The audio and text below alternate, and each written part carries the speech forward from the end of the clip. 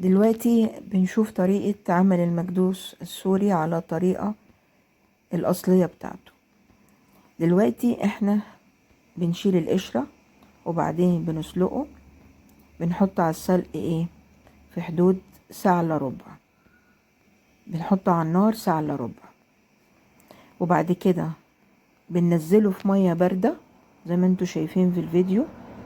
وبعد ما ننزله في مية باردة نسيبه بقى حتى يبرد تماما، يعني نسيبه في مية باردة كده يهدى، وبعد كده نمسك واحدة واحدة وبنشقها ونحط فيها ملح بعد ما نصفيها طبعا.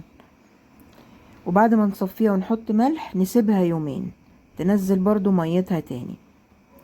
وبعد كده في خلال كده بعد يومين هنحضر الحشوة بتاعتها، عبارة عن فلافل حمرا، وبنحط ملح، فلافل وملح، وكمان بنحضر عين الجمل.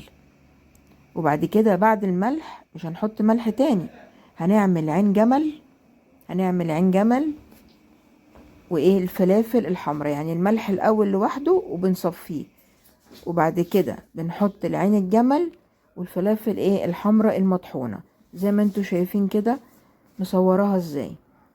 وبعد كده بعد ما نحشيه نحطه في مكان كده، وبعد كده بنحط مرة تانية في المصفى، يعني بنحطه في المصفى تاني عشان كله يتصفى، يقعد كمان يوم. يعني العملية كلها يعني تستحق كلها 3 ايام، ويبقى كده المنظر الجميل ده اللي انتوا شايفينه، وطعمه حلو قوي قوي قوي يجنن.